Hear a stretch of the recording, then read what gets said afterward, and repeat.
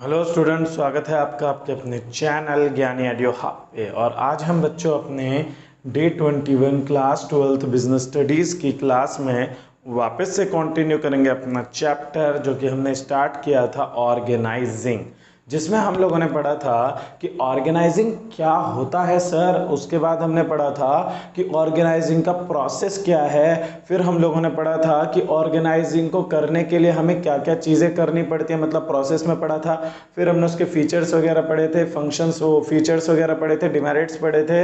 और फाइनली हम लोगों ने स्टार्ट किया था अपना topic which is organisational structure, जिसमें मैंने आपको बताया था कि ऑर्गेनाइजेशनल स्ट्रक्चर क्या करता है। तो किसी भी बिजनेस ऑर्गेनाइजेशन के स्ट्रक्चर को यहाँ पे डिफाइन किया जाता है। और इस स्ट्रक्चर को बनाए रखने में एक इम्पॉर्टेंट पॉइंट जो हमारा आता है वो हमारा क्या था, स्पैन ऑफ मैनेजमेंट, जिसके ऊपर हमने अपनी पिछली वीडियो में पढ़ा था कि स्पैन ऑफ मैनेजमेंट क्या होता है। तो सर कुछ भी नहीं, कंट्रोलिंग एबिलिटी ऑफ मैनेजर, कि कोई भी मैनेजर जो है वो अपने नीचे कितने सबॉर्डिनेट्स को मैनेज कर सकता है, कंट्रोल कर सकता है, that power is called span of management. और स्पैन ऑफ मैनेजमेंट में हम लोगों ने इसी के साथ पढ़ा था कि स्पैन ऑफ मैनेजमेंट कैसे कैसे चेंज होता है, मतलब स्पैन ऑफ मैनेजमेंट बड़ा कब होगा, छोटा कब होगा, कुल मिला के factors of span of management भी हमने पढ़ा था।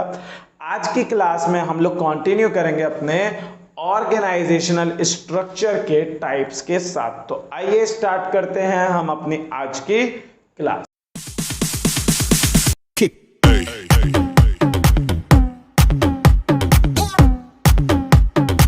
हाँ जी बच्चों, तो देखो ऑर्गेनाइजेशनल स्ट्रक्चर जो होता है हमारा, कोई भी ऑर्गेनाइजेशन जो होता है उसके स्ट्रक्चर टू टाइप के होते हैं। एक को हम क्या कहते हैं, फंक्शनल स्ट्रक्चर, और दूसरा अपना होता है डिविजनल स्ट्रक्चर। फंक्शनल स्ट्रक्चर का मतलब क्या, तो सर वो स्ट्रक्चर, वो सेगमेंट, वो डिपार्टमेंट्स इसमें आते हैं जो सारे के सारे क्या होते हैं, एक सेम फंक्शन से रिलेटेड होता है। मतलब कि एक सेम फंक्शन, एक सेम टास्क से रिलेटेड जो हमारे काम होते हैं उनको हम क्या कह देते हैं, फंक्शनल स्ट्रक्चर। जैसे फंक्शंस के बेसिस पे जब हमने स्ट्रक्चर बनाया तो उसको हम कह देते हैं क्या, फंक्शनल स्ट्रक्चर। जैसे sales department, production department, marketing department, ये सब क्या है, फंक्शंस के बेसिस पे बनाए गए, तो इनको हम क्या कहते हैं, फंक्शनल स्ट्रक्चर। तो सिंपल है, एक्टिविटीज और jobs related to same functions are grouped under functional structure. और जो दूसरा स्ट्रक्चर अपना है जिसका नाम क्या है, डिविजनल स्ट्रक्चर, इसमें कहा गया इसमें एक्टिविटीज या फिर जॉब्स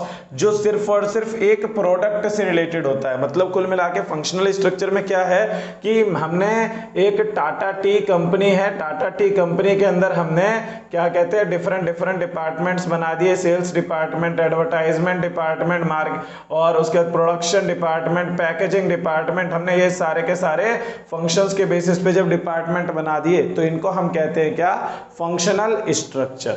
लेकिन डिविजनल स्ट्रक्चर का कहने का मतलब है कि टाटा वालों ने अलग अलग प्रोडक्ट बना रखे, जैसे टाटा का सॉल्ट है, टी है, शुगर है, तो डिफरेंट प्रोडक्ट के ऊपर जब डिपार्टमेंट बनाया जाता है तो उसको हम कह देते हैं क्या, divisional structure. That's why activities और jobs related to single product grouped under divisional structure. बात आती है कि सर आज क्या पढ़ेंगे, तो बच्चों आज हम सिर्फ और सिर्फ अपने फंक्शनल स्ट्रक्चर को क्लियर करेंगे कि फंक्शनल स्ट्रक्चर अगर आपने अपनी ऑर्गेनाइजेशन में बना रखा है तो उसके फायदे क्या हैं और उसका नुकसान क्या क्या हो सकता है ना। तो देखो भाई, फंक्शन के उस पर अगर आपने बना रखे तो एडवांटेजेस हम स्टार्ट करेंगे। क्या एडवांटेजेस, जिसको लर्न करने का इजी कोड क्या है, SST इजी है, SST इजी है, जिसमें सबसे पहला एस मतलब क्या, स्पेशलाइजेशन। मतलब क्या कि बच्चों अगर आपने अपने ऑर्गेनाइजेशन में फंक्शनल स्ट्रक्चर बना रखा है तो आपने डिफरेंट फंक्शंस के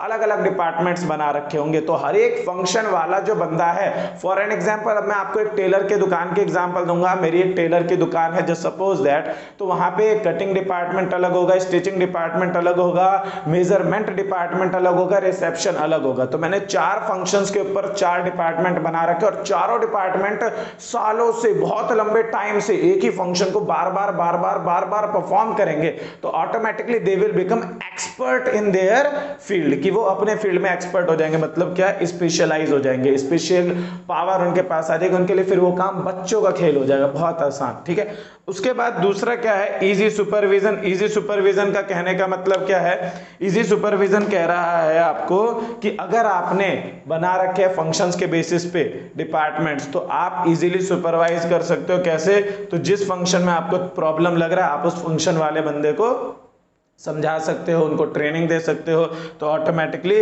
अच्छे तरीके से हम इजीली सुपरविजन मतलब ऑब्जर्व कर सकते हैं अपने वर्कर्स को टास्क परफॉर्म करने के टाइम पे। थर्ड अपना टी मतलब क्या है, इफेक्टिव ट्रेनिंग, की ट्रेनिंग भी हम इजीली दे सकते हैं। जैसे हमने अलग अलग फंक्शंस बना रखे हैं, मान लो हमने क्या कहते हैं मार्केट में एक न्यू तरीके का डिमांड आया, नए तरीके के पैंट्स की डिमांड आ गई, तो हम क्या करेंगे, सिर्फ और सिर्फ क्या करेंगे, जो हमारे स्टिचिंग मास्टर है और मेजर वो क्या कहते हैं स्टिचिंग और कटिंग मास्टर है, सिर्फ और सिर्फ उनको ट्रेनिंग दी जाएगी। मतलब क्या, ट्रेनिंग देने में हमें कोई परेशानी नहीं होगी, हम इजीली अपने एम्प्लॉयज को ट्रेन कर सकते हैं, बिकॉज जो चेंज जिस एस्पेक्ट में आ रहा है बस हमने उस डिपार्टमेंट को चेंज देना है। जैसे अगर डिमोनेटाइजेशन हुआ था तो सिर्फ और सिर्फ कैशियर डिपार्टमेंट को ट्रेनिंग देनी थी कि भाई अब से ये नोट हमारे बंद हो गए, तो आपने एक्सेप्ट नहीं करना है, कोई भी आए आपने एक्सेप्ट नहीं करना है। मतलब ट्रेनिंग देना आसान हो जाता है क्योंकि सिर्फ और सिर्फ हमें एक फंक्शन को ट्रेन करना होता है। फिर अपना आता है इजी। इजी मतलब इजी कोऑर्डिनेशन, कि भैया कोऑर्डिनेशन बहुत इजीली कर सकते हैं। कैसे, तो भाई पूरे के पूरे टेलर की दुकान में चारों के चारों वर्कर्स मिलके काम करेंगे जब भी तो एक प्रोडक्ट फाइनली प्रिपेयर होएगा, है कि नहीं। या किसी भी बिजनेस ऑर्गेनाइजेशन में प्रोडक्शन, सेल्स और पैकेजिंग वगैरह सब टाइम टू टाइम एक दूसरे को कोऑर्डिनेट करते हुए करेंगे, जब भी तो हमारा प्रोडक्ट मार्केट में एक अच्छी क्या कहते हैं एक अच्छी कस्टमर रेंज को पकड़ पाएगा, है कि नहीं। मतलब क्या है कि कोऑर्डिनेशन इजीली हो जाता है क्योंकि सभी के सभी फंक्शन अपना फंक्शंस एक ही प्रोडक्ट से रिलेटेड है। फिर इसमें आता है ये हमारी मैनेजरियल एफिशिएंसी को भी इंप्रूव करने में हमारी हेल्प करता है। कैसे, तो अगर मान लो मैं सेल्स डिपार्टमेंट का मैनेजर हूँ तो मैं सेल्स से रिलेटेड सारी की सारी नई नई टेक्निक्स बताऊंगा लोगों को। ठीक, सेल्स के केस में अगर मेरे सबऑर्डिनेट से कोई मिस्टेक हो गई तो हम उन मिस्टेक्स को इंप्रूव करने में हमें ज़्यादा ढूंढना नहीं पड़ेगा, हम पर्टिकुलर दैट डिपार्टमेंट में जाएंगे और अपने क्या कहते हैं सबऑर्डिनेट्स वगैरह को ट्रेन कर देंगे। तो ऑटोमेटिकली मैनेजर की तरफ से ये क्या होती है कि उनके पावर को इंक्रीज कर देता है। कौन सी पावर, तो अपने सबऑर्डिनेट्स को कंट्रोल करने की, तो उससे उनकी एफिशिएंसी बढ़ जाती है। तो एडवांटेजेस सिंपल, पहला एडवांटेजेस क्या है सर, स्पेशलाइजेशन आ जाएगी वर्कर में। दूसरा स्पेशलाइजेशन, दूसरा क्या है कि सर इजीली हम अपने एम्प्लॉयज को ट्रेन कर सकते हैं। तीसरा क्या है, हम इजीली अपने वर्कर्स को सुपरवाइज कर सकते हैं, उनको देख सकते हैं, उनके मिस्टेक्स बता सकते हैं, क्योंकि हम पर्टिकुलर एक सिंगल डिपार्टमेंट से रिलेटेड, हम सेल्स वाले हैं तो हम सेल्स के नीचे अपने सभी सबऑर्डिनेट्स की मिस्टेक बता सकते हैं। अगर हम पैकेजिंग से रिलेटेड है तो हम पैकेजिंग के अंदर आने वाली मिस्टेक्स के बारे में अपने सबऑर्डिनेट्स को बता सकते हैं। फिर इजी कोऑर्डिनेशन, सभी के सभी लोग आपस में इजीली कोऑर्डिनेट कर सकते हैं। ठीक, और फिर इससे हमारे मैनेजर की एफिशिएंसी बढ़ती है। तो 5 एडवांटेजेस थे किसके, फंक्शनल स्ट्रक्चर के। अब हम पढ़ेंगे फंक्शनल स्ट्रक्चर का घाटा क्या है सर, नुकसान क्या है। फंक्शन के ऊपर अगर हमने डिपार्टमेंट बना दिया तो नुकसान क्या हो सकता है। तो देखो भाई, पहला नुकसान क्या है, इनफ्लेक्सिबिलिटी, की चीजें चेंज नहीं हो सकती। जैसे मैं 10 साल से सेल्स डिपार्टमेंट में काम कर रहा हूं तो अचानक अगर मुझे मार्केटिंग क्या कहते हैं अगर मुझे पैकेजिंग डिपार्टमेंट में डाल दिया जाएगा तो मैं सेम स्पिरिट के साथ काम नहीं कर पाऊंगा। फ्लेक्सिबिलिटी नहीं होती इसमें, इसलिए इनफ्लेक्सिबल होता है ये इसका नुकसान है। मतलब इजीली हम किसी भी वर्कर को तुरंत के तुरंत उसके पुराने काम से हटा के नए काम में अगर डालेंगे तो थोड़ा बहुत डिसबैलेंस होगा, ठीक है, तो जिससे थोड़ी प्रॉब्लम हो सकती है। दैट्स व्हाई इसका पहला घाटा क्या है, इनफ्लेक्सिबिलिटी। दूसरा, difficulty in achieving organisational objective, की इसकी वजह से हो सकता है हम ऑर्गेनाइजेशन के ऑब्जेक्टिव को अचीव नहीं कर पाए। क्यों, क्योंकि हो सकता है मे बी किसी भी एक डिपार्टमेंट की वजह से, मतलब पूरे के पूरे टेलर की दुकान में अगर कटिंग मास्टर स्लो हो जाए तो क्या होगा कि बाकी सब भी काम नहीं कर पाएंगे, है कि नहीं। तो ऑर्गेनाइजेशन का जो गोल है वो अचीव ही नहीं हो पाएगा, है ना।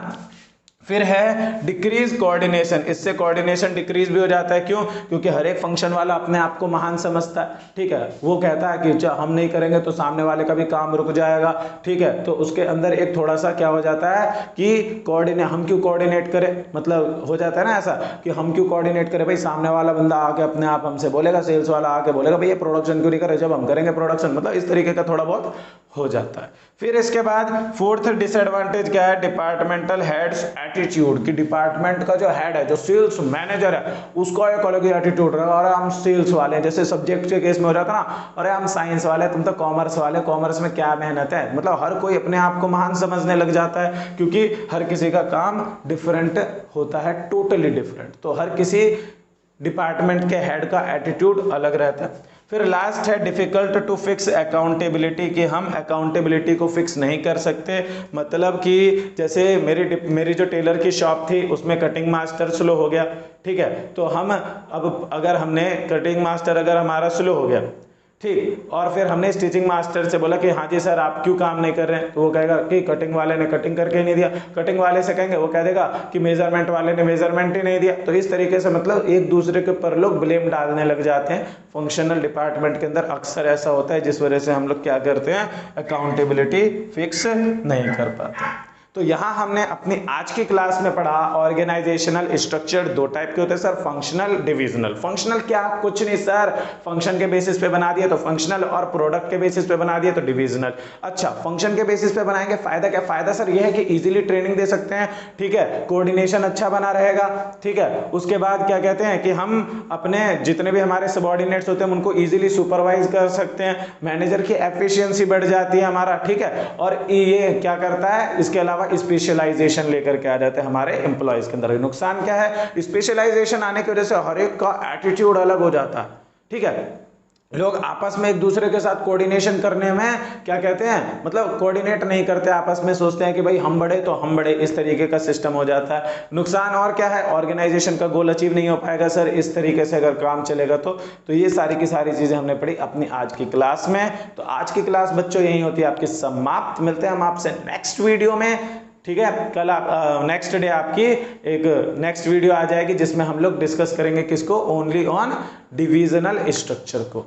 तो आज की वीडियो यहीं होती है समाप्त। वीडियो अगर अच्छी लगी तो वीडियो को लाइक करके जाएं, अपने दोस्तों के साथ शेयर करें ताकि उनका भी बेनिफिट हो, क्योंकि ये वाला चैप्टर आपके टर्म 1 नवंबर के सिलेबस में आ रहा है। आपके टर्म 1 का सिलेबस मैंने आप लोगों के साथ शेयर कर दिया था, जिसमें बीएसटी में आपका chapter 1, chapter 2, chapter 3, chapter 4, chapter 5 and chapter 11 आएगा, और जिसमें हमने अपने यूट्यूब पे आपका चैप्टर 1, चैप्टर 2, चैप्टर 3, चैप्टर 4 और ये अपना चैप्टर 5 चल रहा है, जो कि जल्दी ही फिनिश होने वाला है। तो तैयारी बिल्कुल जोरों शोरों से करो। नीचे हमने लिंक में अपने सभी हैंडल्स का लिंक डाल रखा है, इंस्टाग्राम, टेलीग्राम, सब जगह का, वहां आप हमारे साथ कनेक्ट हो जाएं ताकि आपको और आगे फ्यूचर में बेनिफिट हो।